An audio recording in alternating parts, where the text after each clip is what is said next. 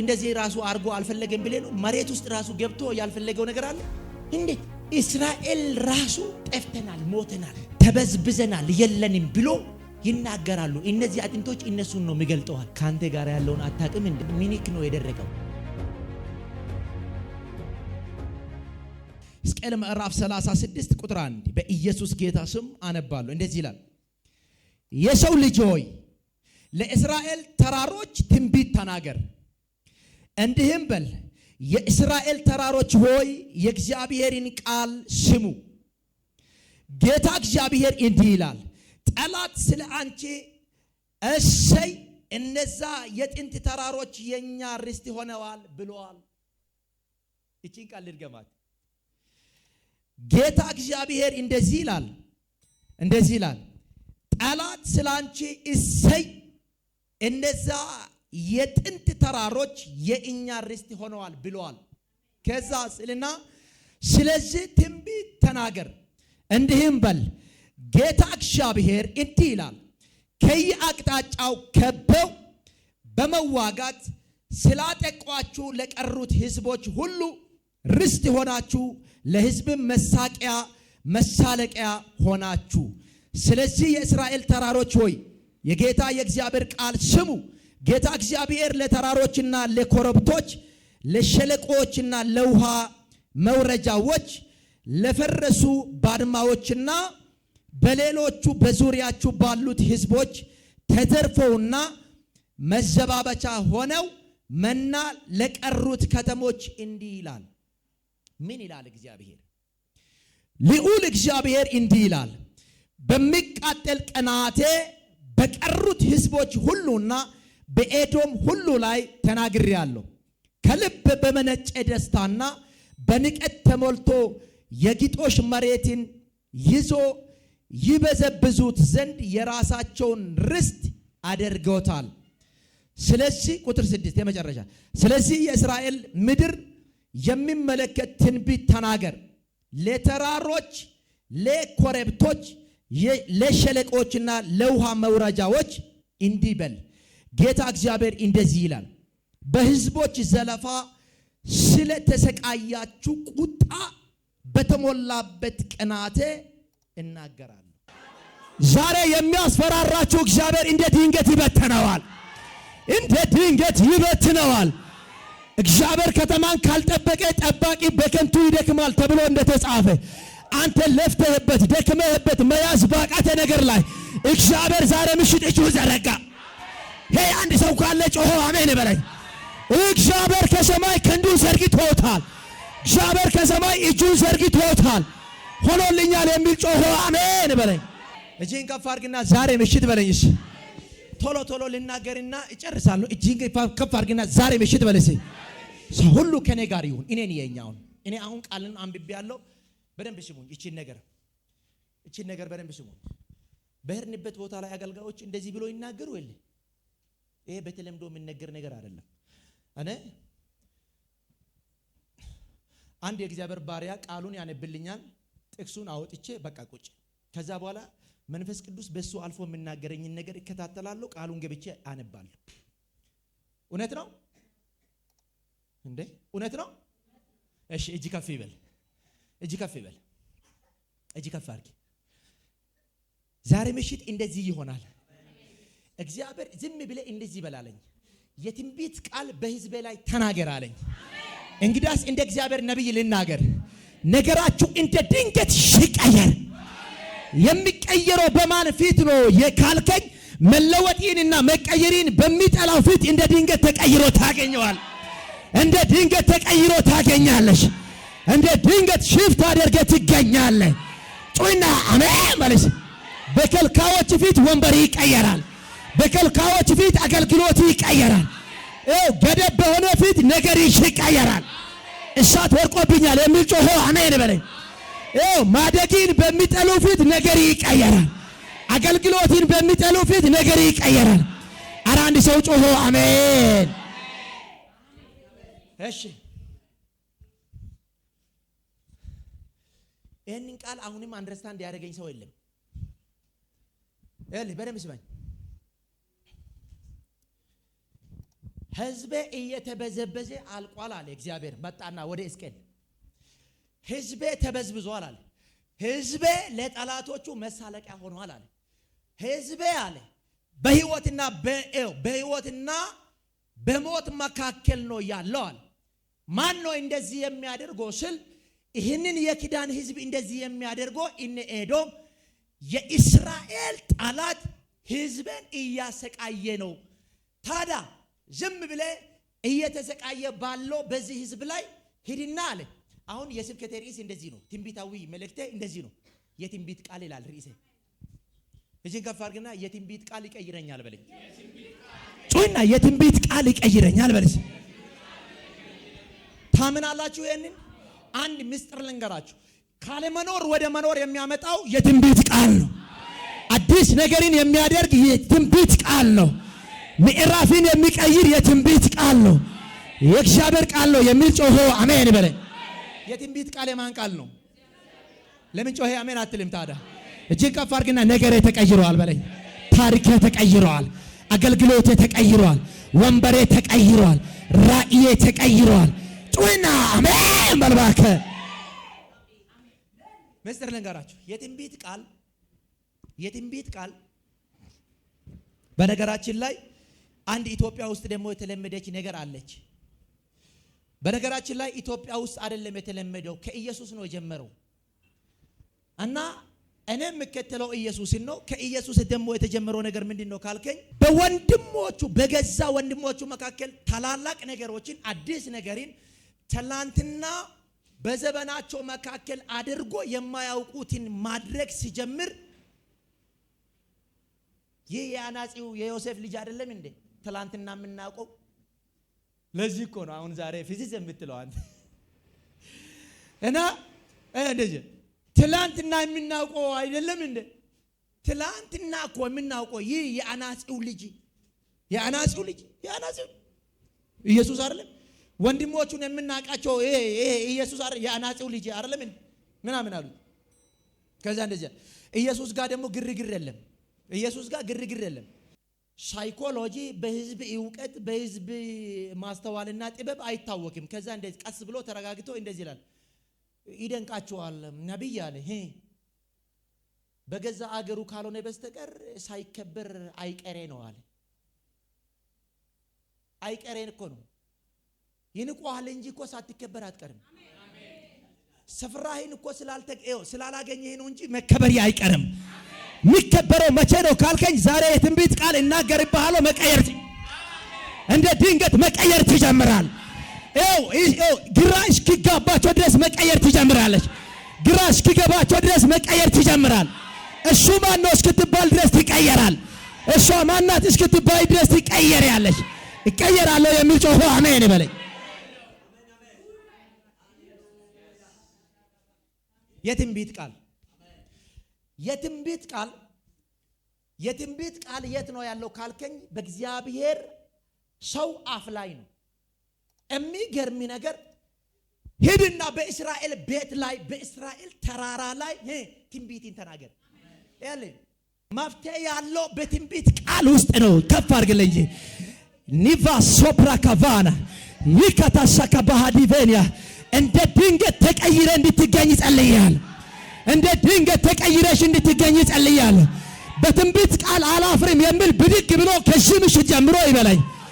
ጩይና ከዚህ ምሽት ጀምሮ በለስ የመጨረሻ ከዚህ ምሽት ጀምሮ በለስ በትንቢት ቃል በለስ ተቀይሬ እገኛለሁ፣ ተለውጬ እገኛለሁ፣ ሆኖልኛል የሚል ጮሆ አሜን።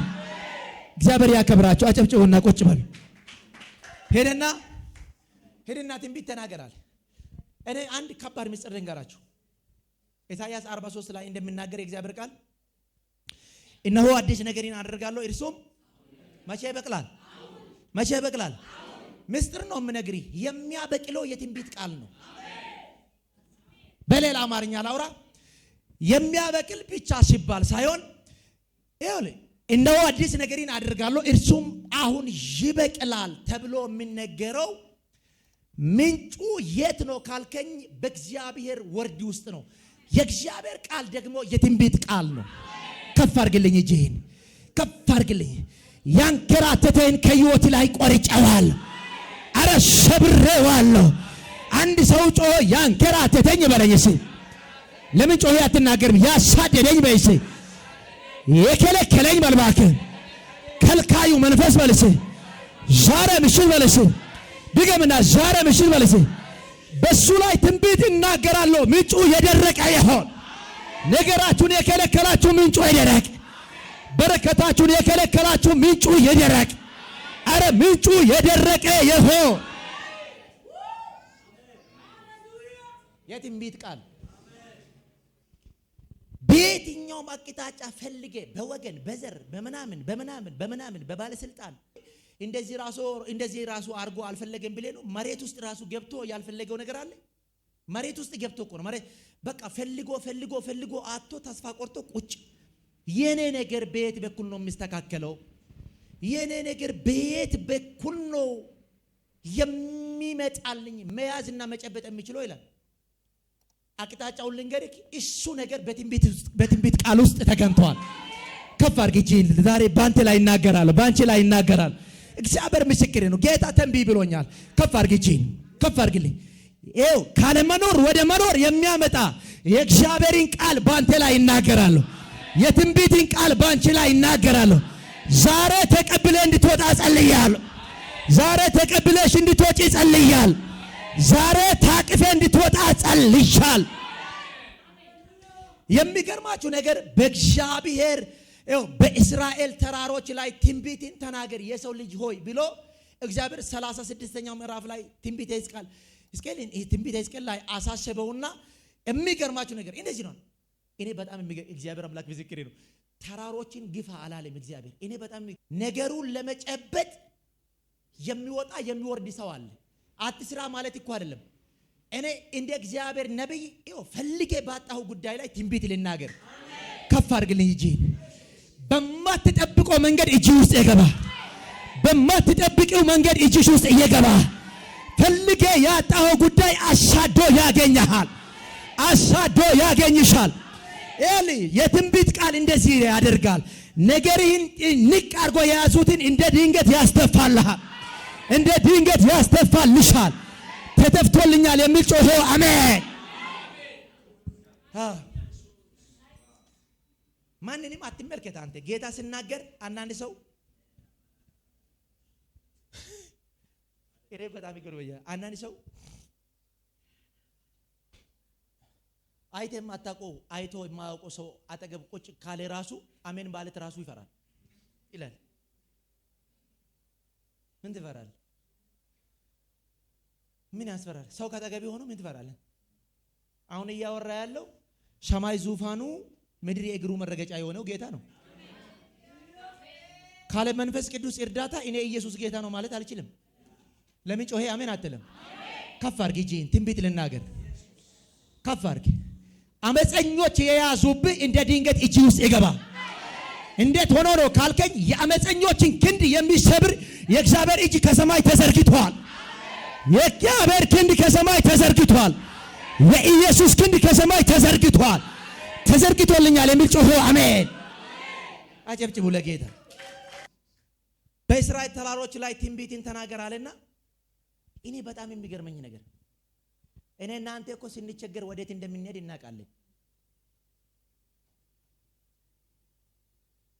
እኔ እናንቺ ስንሰቃይ የምንሄድበት ቦታ እናውቃለን። አንድ የተቀባ ሰው ጋር እንኳን ሄደሽ በስነ ስርዓት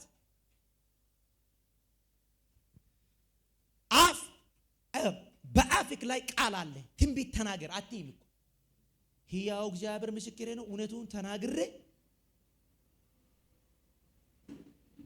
አንድ ጊዜ ኢየሱስ ራሱ ነው ይሄንን ቃል የተናገረው። እግዚአብሔር ራሱ ሕዝቤ ዕውቀት ከማጣት የተነሳ ጠፍቷል አለ። በትንቢት ቃል እንዳትቀልድ። እግዚአብሔር በእውነተኛ ነብይ ላይ ባስቀመጠው ቃል ላይ እንዳትቀልድ። ያዕቆብ ምዕራፍ 5 ላይ ኤልያስ የተናገረው ቃል ትዝ አይልሽም? አንተ መተተኛ በፊት ነው የሚገለጠው፣ ሄድና በሱ ፊት ተገለጥ ብሎኛል አባቴ አለና አክዓብን ጦንቃይ ምን ታመጣለህ? አሁን አንተ ታሳድደኛለህ አይደል? ታሳድደኛለህ? ህዝቤን ታሳድዳለህ? የሚገርም ነገር አንተ ከምታሳድደኝ ፊት 3 ዓመት ከ6 ወር ሰማይን ቁልፍ አደርጋለሁ። ምን ታመጣለህ? ሂድና ተገለጥ ብሎኛል አባቴ አለ። እግዚአብሔር ከኛ ጋር ከሆነ ማን ይቃወመናል የሚል ቃል ዝም ብሎ ቃል እንዳይመስል። ማን ይኮንነኛል ይላል አጅሬው አፉ ሞልቶ። ማን ይኮንነኛል? እግዚአብሔር ከኔ ጋር ነው ይላል። ምን ታመጣለህ?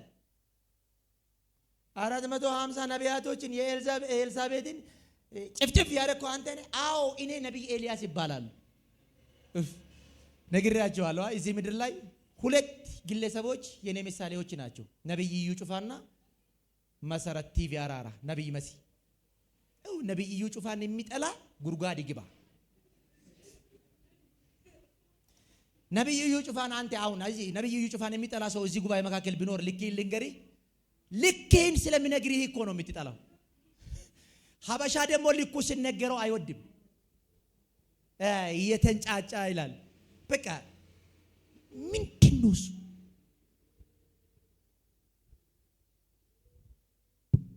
ሶስት ዓመት ከ6 ወር ሰማይን ቁልፍ አደርጋለሁ። ምን ታመጣለህ? አክዓብ ፊት ቆመ እኮ ነው። በሰማይና በምድር መካከል ተንቀጥቅጠህለትና ፈርተው የምትኖረው አንድ የሰራዊት ጌታ እግዚአብሔር ይባላል። ተመችቶኛል የሚል ለጌታ እልልታ ጭብጨባ ከፍ ያለው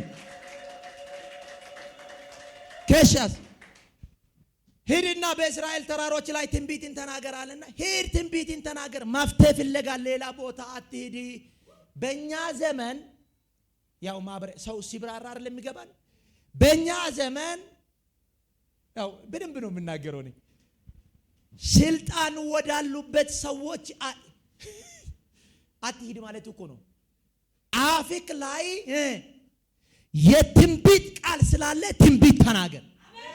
ከዛ በኋላ ከበዘበዟቸው ጠላቶቻቸው እኔ አስመልጣቸው። አንተ የምትናገረው የትንቢት ቃል ይቀይራቸዋል። ነገራቸውን ይቀይራል። እንደገና ነገሩ ተገልብጦ እነሱ ይሳለቁባቸዋል። በጠላት ይሳለቅበታለሁ የሚል ጮሆ አሜን። የተመቸው ሰው ካለ ክብር ለጌታ ለኢየሱስ ይሁን። እንደዛ ነው የኔ እህት፣ እንደዛ ነው መንፈሳዊ ላይፍ፣ እንደዛ ነው። ከዛ ወደ 37ኛው ምዕራፍ እልፍ ስል ናል 36ኛው ምዕራፍ ላይ በእስራኤል ተራሮች ላይ ሂድና ትንቢትን ተናገር አለ።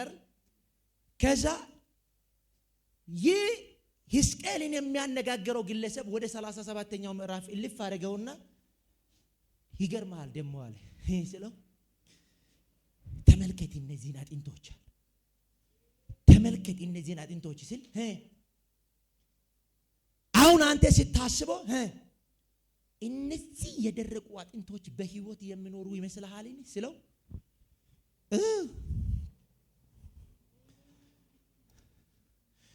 ፒኤችዲ ይቅርና ዲፕሎማ ራሱ የሌለኝ ሰው ነኝ። ይሄንንማ መልሱ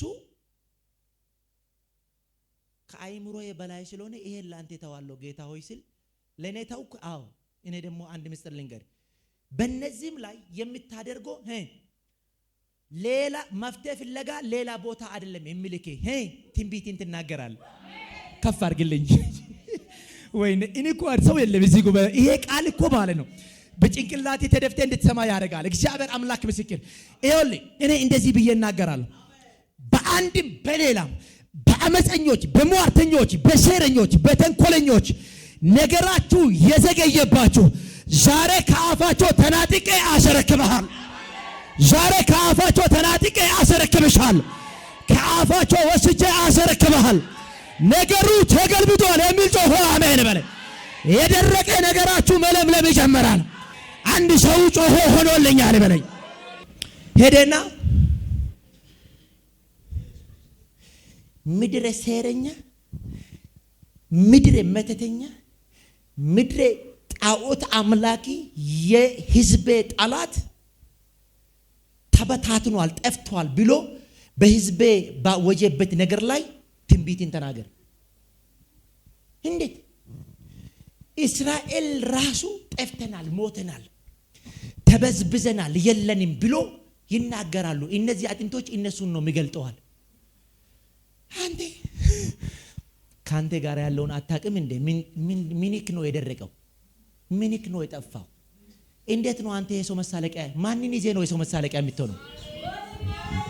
ይካታካር በማን ተደግፈ ነው የነሱ መሳለቂያ የምትሆነው? በማን ተደግፈ ነው በግንድላ የምትሰቀለው? አንተና ግንድላው ራሱ አትተዋወቁም። ነገራችሁ ተገልብጧል። አንድ ሰው ጮሆ አሜን በለ።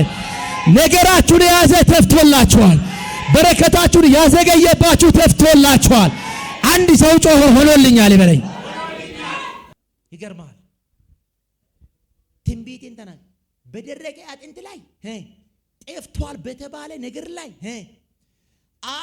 አከትሟል በሚባል ነገር ላይ አው ራሱን ትንቢትን ተናገር። ሉክ እግዚአብሔር አንደበቴን ቀብቶ ከሆነ በማታውቁት መንገድ ነገራችሁ ይቀየር። መተተኛ የወሰደባችሁ በእጥፍ ይመለስላችሁ። ሟርተኞች የወሰዱባችሁ በእጥፍ ይመለስላችሁ። ሴረኞች የወሰዱባችሁ በእጥፍ ይመለስላችሁ። አይምሮአቸው የተጣመመ የወሰዱባችሁ በእጥፍ ይመለስላችሁ። በወገንተኝነት የተወሰደባችሁ በእጥፍ ይመለስላችሁ። በላ አንድ ሰው ጮሆ አሜን ድግምና አሜን። ለጌታ ብዙ ክብር፣ እልልታ፣ ጭብጨባ ከፍ ያለው ኢየሱስ ጌታ ነው።